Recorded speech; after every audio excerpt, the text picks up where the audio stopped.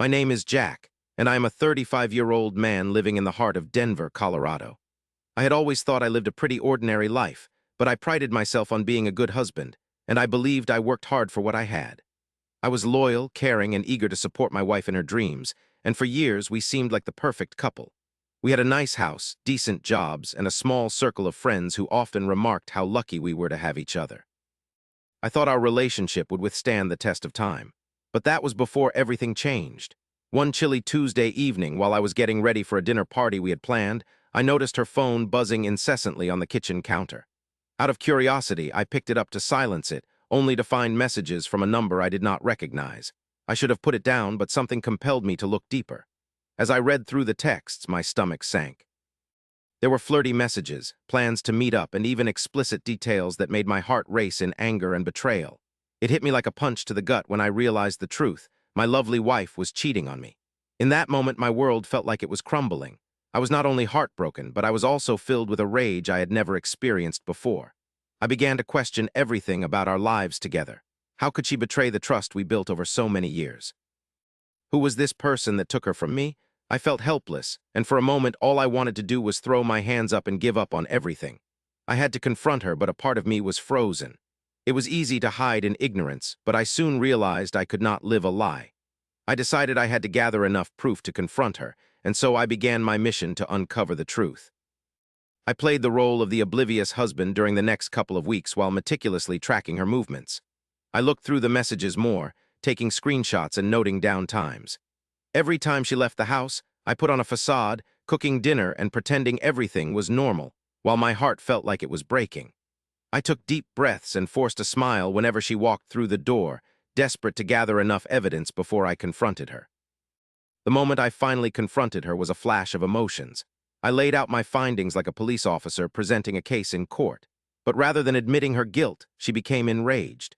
She blamed me for not noticing sooner, lectured me about trust issues as if her betrayal was my fault.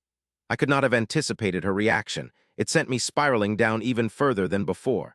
I left the house that night with a heavy heart and a raging storm of emotions. I felt defeated, as if I had lost everything I had worked for, but somewhere deep inside me, anger started to morph into cold determination. I would not let her get away with this. Fueled by a newfound desire for justice, I started planning. I learned everything I could about the man who had entangled himself in her life. I discovered he was a coworker, a young guy who seemed to flaunt his charm like a badge of honor. After a bit of digging, I found out where they had been meeting. It took time, but I learned the ins and outs of their relationships. Each frozen moment of clarity amidst my sorrow guided me toward a plan I did not entirely want to embrace. But in my heart, I knew I had to take action. I started by becoming friends with some of her coworkers, pretending to be supportive while secretly gathering information. They were unsuspecting and welcomed my companionship, opening up like a book. When I finally learned about a Tuesday night after work that they had planned to meet, I realized this was my chance.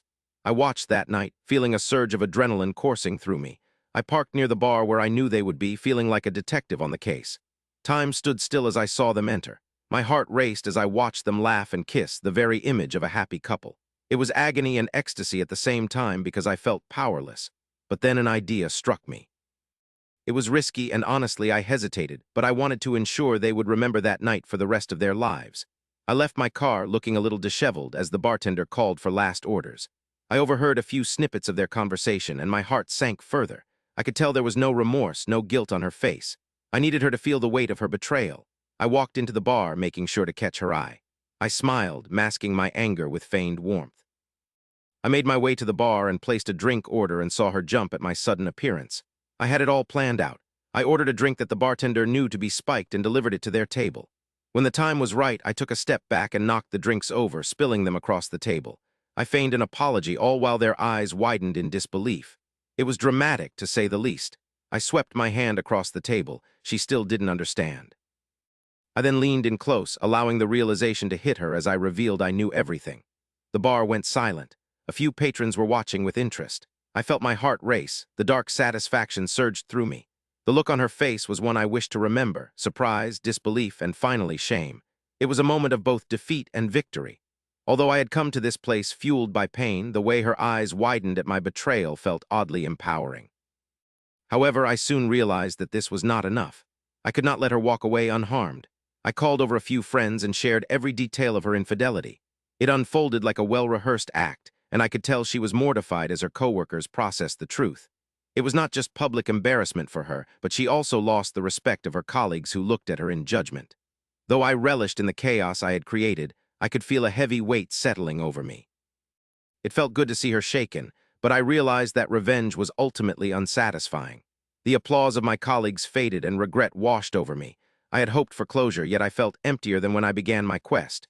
Revenge had stolen my peace and transformed something once beautiful into something ugly.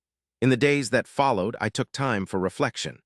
I discovered that healing would come from moving on, not remaining shackled to what my wife had done. I started searching for ways to regain control over my life, focusing on rebuilding myself from the inside. It was not easy, but slowly I learned to focus on my dreams and aspirations, and I embraced new opportunities. Eventually, I reached a place of acceptance. I may have lost my wife, but I gained understanding and clarity about my own worth. I learned that I did not need to seek revenge to find my power. It was within me all along, just waiting to rise from the ashes of betrayal.